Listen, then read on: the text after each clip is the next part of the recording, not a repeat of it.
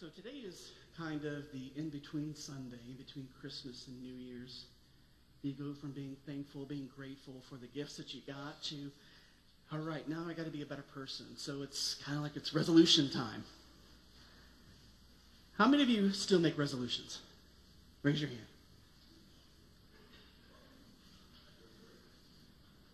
Yes. How many of you still break them a week later? Yes, stereotypically we make these resolutions, we break them.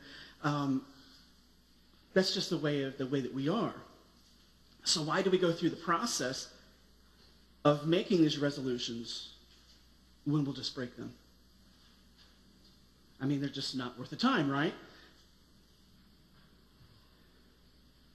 But we want to make these resolutions because we recognize that we need to be better and in some cases healthier people. When we quit, we're basically saying, I'm good enough. But the fact that we wouldn't even start because we're still going to break them should tell us that we really do need to improve ourselves. Last Sunday I got, for Christmas, the movie Ant-Man. And my mom and I have this thing where she gives us money to buy our own presents, so at least she'll be surprised what we get. So, I bought Ant-Man. We watched it this week. Now, the movie starts off with the main character, Scott Lang, being released from prison. He's not really a hardened felon, but he is a felon. He stole from banks that stole from people, and what he did is that he gave that money back to the people that the bank stole from. But he is now divorced. He has a little girl. So he wants to change his life. He wants to make his life better because he wants to be a part of his daughter's life. But he finds that it's not easy for a felon in the real world to turn their life around. As soon as employers find out he's in prison, he gets fired. So when things get tough, he does the thing he's good at. He goes back to being a criminal. Now, later on in the movie, he's presented with an opportunity to not only improve his life, and to be a better person, but to be a superhero. His desires to be a better person are obviously granted, but again, the training for this is hard, it's rough, and he wants to quit. Don't we do the same thing? Things get tough, resolutions, the temptation to just have that piece of cake is just too overwhelming. And we just quit. Then we slide back to where we were. Now eventually, he does begin to believe in himself. Scott does begin to believe in himself. And those who are helping him to become this hero help him to see the kind of person that he is, the person that he wants to be, he has now changed into. Now, like him, we say that we want to be better and to be used by God. But what happens when God actually listens to your prayer and he answers your prayer? First of all, I think we need to have an openness to God. An openness to God's work. Now, bear with me. I'm going to rehash just a little bit Francis Chan. I know most of you guys are kind of sick and tired of this because we've been talking about this for the past 2 months, and hopefully we won't talk about this for a little while. But he did challenge us in that book, Crazy Love. He challenged us in many ways. And talking with many of you, your responses to that ranged from really being excited about being used by God to being placed by God where he needs you to be, to guilt that you're not doing enough, to an outright response of just, we can't do that. That's not possible to do. And for some, that's probably true. But we have to keep in mind that not all ministry work will lead us to have our teeth pulled out like that doctor that went to Africa that Chan mentioned in his book. Most ministry work is not going to be that radical. But no matter where you fall in this, his point is that we shouldn't be afraid when God uses us in ministry. And we shouldn't be afraid because God can change your life in profound ways. When we ask for God to give us a ministry to perform, when we ask for God to use us, we can't expect everything to remain the same.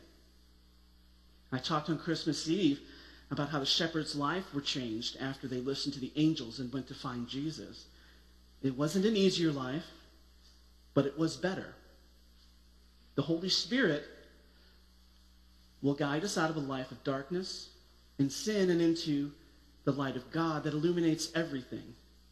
If you walk into a darkened room, can you fully experience everything that's in that room? But once the light is turned on, then you can see not only where you're going, you know where things are at, and you know how to interact with them. When you allow God to enter your life and guide you, you not only become aware of your surroundings, of people that need that help, but you now know what to do with whatever is put in front of you. To paraphrase the saying, a blind man might feel an elephant's trunk and think it's a tree. But it's not until the blind man starts exploring more and more that he finds out that it's an elephant, and he knows what to do with that elephant. Now, because we've asked God to use us, because we've asked him into our lives,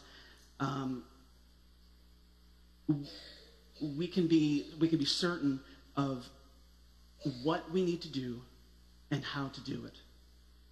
Now, this certainty doesn't come from us, though, but from God, who guides us along. Luke talks of lamps and lampstands in chapter 8, verse 16.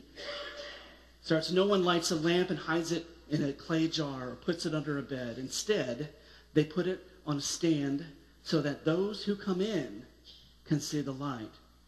There's nothing hidden that will not be disclosed, nothing concealed that will not be known or brought out into the open. Now, as I was studying this, I almost missed this. But in the middle, you read, so that those who come in can see the light.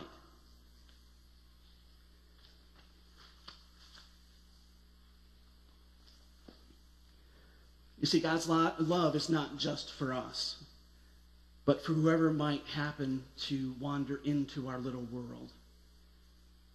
God has given us this light. We asked for it. Now we let it shine for all to see. And God is also giving you this light because he's going to send you into the unknown. We learn to rely on the light, on God, to guide us during this time. The Christmas story taught us this. The past 4 weeks we talked about how the people around Christ's birth responded to God and went into an unknown area of their life. It didn't matter if they traveled from afar or only from a few fields over. They all answered, yes, send me. Mary, knowing that she's not going to have an easy time of it, still said, may it be as you said. She was ready for whatever was to come because she trusted in the Lord. Let's take a look at Abraham, the Old Testament. He was asked to leave everything familiar to him, and he trusted God, so much so that he left. He left his family. He only took his immediate family with him. But it wasn't until he stopped trusting and obeying God, like when he settled into Sodom and Gomorrah, that things kind of went south for him. And we all know the story of him escaping the city and Lot's wife turning into salt. Listen, God is going to send you into places and situations that are unfamiliar. It's going to be difficult, but we to trust that when God says, you need to try your hand at teaching, or I need to send you to Africa right now, that he's not going to abandon you. So we've asked God to be used for him, and to the surprise of some of us, he answered that prayer. So we ask, what happens when God answers you? First, we need to find out where your certainty lies. Where does your certainty lie? When you take a look at a mountain climber, as they're dangling thousands of feet in the air above these treacherous, jagged rocks, they know that one misstep could mean the end of them. This is not like regular walking or even climbing a set of stairs where you know that next step is going to be solid. They cannot assume they can't assume that. So they take safety measures in order to climb these mountains. They need appropriate equipment, and they need to use that equipment properly. They need to check and double check their knots and to wear the right safety gear. They don't rely on what they can physically see. And it reminds me of a verse in 2 Corinthians 4:18. Paul says, so we fix our eyes not on what is seen, but what is unseen. Since what is seen is temporary, but what is unseen is eternal. Our certainty, our sureness needs to be on the one who never fails us. Everything on this earth is going to eventually rot away. Nothing remains but God's love for us. I'm reminded of a friend of ours who really likes frogs.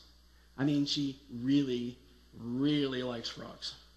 She has all these little knickknacks and things that go on her shelf, just different kinds of frogs. Anyway, her connection to frogs was made even more special to her when someone told her that frog can stand for fully relying on God. Frogs, to her, now remind her of how God is with her and watching over her. So where does your certainty lie? What can you rely on?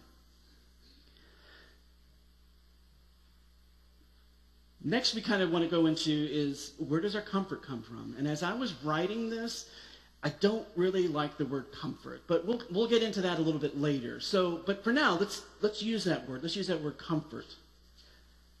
I'm an introvert. That doesn't mean I'm shy. It means that I get my energy from being by myself. So every Sunday, my comfort comes from just climbing in bed and taking a nice 1 or 2, we'll just say 2 to be appropriate, 2-hour nap. That's my comfort. For some, it could be a good book that engages us and we can't drop it for hours on end.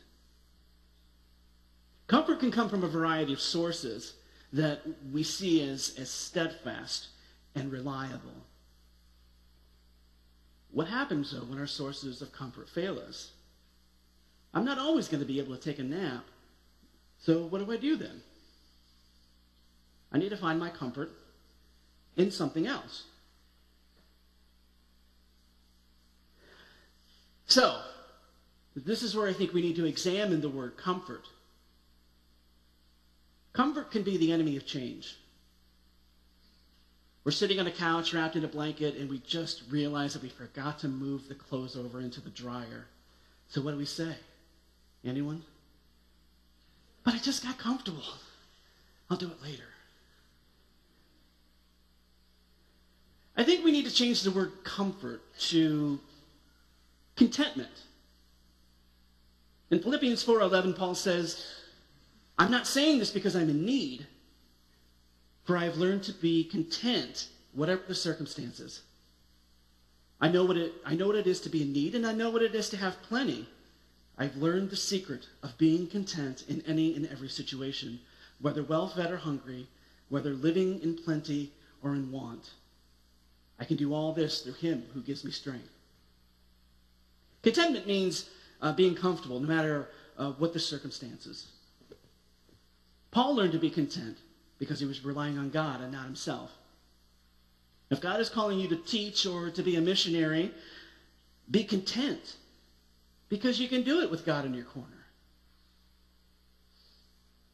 So the most important part of this verse is verse 13. I can do all things through Christ who gives me strength.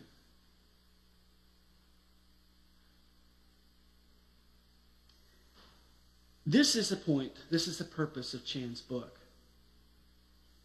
He challenges us, but he says this stuff can be done if God is asking you to do it.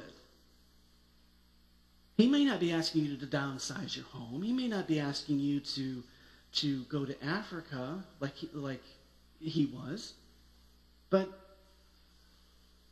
if God is asking you to do that, God's going to let you do that. Following God can also bring us to the act of worship through thankfulness. Thankfulness that God answers prayer. If we truly mean to be used by God, we should be thankful that he hears us, because we can see the glory of God through our actions. Now, Nehemiah in the Old Testament was called back to Jerusalem to rebuild the wall around the city. And when it was finished, he saw what God had accomplished. And he assigned 2 choirs. In the NIV, it says 2 thanksgiving choirs to climb up on top of the wall and sing songs of thanks to God. I haven't been on many mission trips, but the ones I've been on, I remember praying and thanking God that we were being used, that we were able and willing to be used to help others. Being thankful for being used reminds us that God is at work in our life. He is blessing us. We can see God's love for us because he wants us to share with him the spreading of his love to others. We also have thankfulness that others experience God through us. I know Mel's mentioned this before, about a month or so ago in one of his communion meditations, but Nikki and I and Mel and Patty have made a couple trips into Toledo to help this needy family through Nikki's work. Now, they saw someone who's needy, and we, in turn, saw that neediness. And we were able to help them, even just a little bit, by giving them things that they otherwise wouldn't have, like beds, washer and dryer, a kitchen table. And you've never seen a more thankful family. Again, Mel said this, but it stuck out to me as well that first time that as we dropped that stuff off, one of the little boys, and I want to say he was no older than 7, as we were walking away, he yells, "God bless you guys." And you could really experience God's love through that. You knew that God was working there. This is what Christianity is all about. Loving one another and experiencing God's love as a body of believers.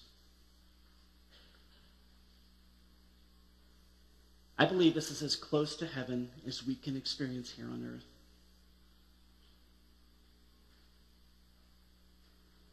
Finally, when God uses us, who knows what will happen to another's salvation when they experience God's love. Because you were used by God to spread his love to others, you could be a part of that process of their salvation. And that should cause us to thank God as well. In Romans 6, Paul gives us an example of how we should be doing that exact same thing. Verse 7 says, "But thanks be to God that though you used to be slaves in sin, you have come to obey your heart from the pattern of teaching that has now claimed your allegiance." Shouldn't our natural reaction be one of thankfulness when we see someone come to Christ?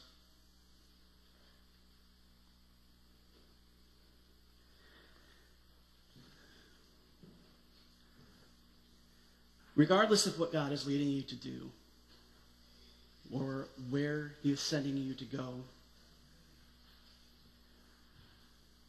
we need to be willing and ready to do that work. If you ask to be used by God and he answers that prayer, don't be surprised. Because God is a God that does answer prayers. He answers healing prayers. He answers blessings. But if we come before him and say, God, I really want someone put in my life that I can be an example to, that I can minister to, he's going to allow that to happen. Following God means to fully rely on him to provide for our every need. When we go into the unknown, and for some of us, it may be totally unknown, but when we go into an unknown area that we're just not comfortable, we can learn to be content. We can learn to know and fully rely on God in that situation. Watching God work can be an amazing experience. When he is blessing others, when he is causing others to come to him through our work, that should be a response of thankfulness right there. Jesus allowed himself to be used by God. He listened and obeyed. And now, because of that, we are saved. God has big plans for you. I want you to allow him to mold you and shape you in order to be used for his purposes and to be filled with his glory. The first step is to accept Jesus Christ as your personal Savior. If you are here this morning and you feel God calling you, if you feel God saying, I'm here for you, I want you to come to me, I want you to experience me on a level that you never have before. We invite you to come forward as we stand and as we sing our hymn of invitation. Would you please stand?